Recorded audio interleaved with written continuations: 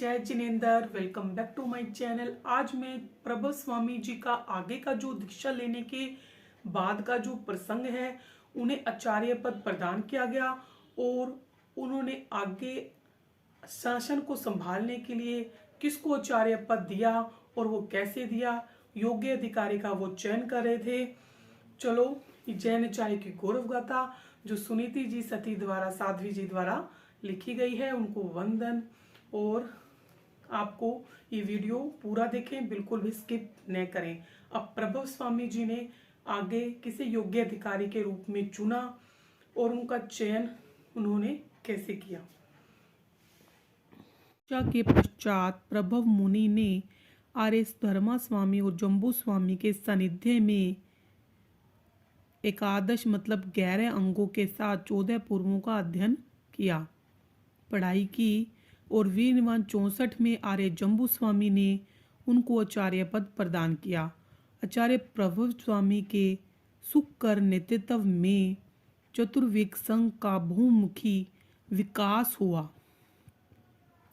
94 वर्ष की वृद्धावस्था में वे आचार्य पद पर विराजमान हुए थे, अतः उनके समक्ष अपने पश्चात शासन संभालने में कुशल उत्तराधिकारी के चयन का प्रश्न खड़ा हुआ। योग्य उत्तराधिकारी के चयन हेतु उन्हें बहुत परिश्रम करना पड़ा। विशाल धर्म संघ में प्रवज्जित श्रमणों में भी एक भी श्रमण उन्हें आचार्य पद के योग्य नहीं जचा। अंततः अपने ज्ञान उपयोग से देखा, राजगिरी नगर का वत्स गोत्रीय ब्राह्मण स्वयंभव भट्ट है।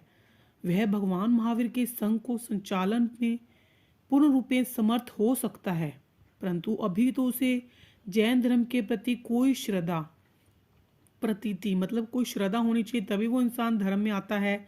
कोई श्रद्धा प्रतीति रुचि नहीं है। आचार्य पद के सर्वथा योग्य होते हुए भी अभी वह जैन धर्म का प्रबल विरोधी है।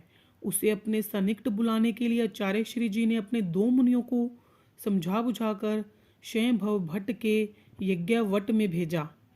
यज्ञलीन स्वयंभव के समीप से गुजरते हुए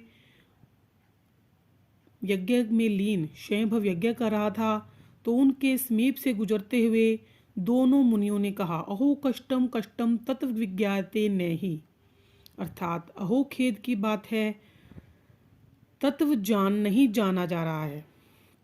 स्वयंभव बहुत ही ज्ञानी थे, सुनकर सोचने लगे इन शब्दों को कि उपशांत तपस्वी असत्य नहीं बोलते। ये उपशांत हैं, तपस्वी हैं, ये तो कभी असत्य नहीं बोलते। अवश्य में मैं तत्व के सही स्वरूप से अनभिज्ञ हूँ। चमचमाती तलवार लेकर अपने गुरु के पास जाकर स्वयंभव ने कहा, मुझे यथार्थ तत्व बताओ। अपने गुरु के पास जाकर, अन्यथा इस तीक्ष्ण तलवार के एक ही वार से तुम्हारा सिर धड़ से अलग कर दूंगा। गुरु ने कंपित स्वर में कहा, अरहंत धर्म ही। गुरु ने भी अब कांपते हुए उसे सत्य बता दिया कि अरहंत धर्म ही यथार्थ तत्व है। स्वयंभव अभिमानी होते हुए भी तत्व के जिज्ञासु थे। अनंत श्रमणों की अन्वेषणा करते हुए वे आचार्य प्रभव स्वामी के चरणों में पहुंच गए। आचार्य प्रभव स्वामी ने उसे वेदज्ञ, यज्ञनिष्ठ, कर्मकांडी ब्राह्मण को ज्ञान चर्चा से जैन धर्म के प्रति आस्थाशील बनाया।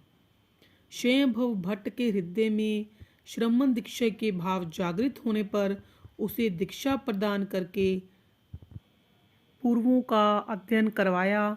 चतुर्विद संघ के मध्य अपना उत्तराधिकारी उन्हें घोषित किया और वे निवान संवत 75 से 105 वर्ष की आयु पूर्ण कर आचार्य प्रभव स्वामी समाधि पूर्वक देवलोक को प्राप्त हो गए।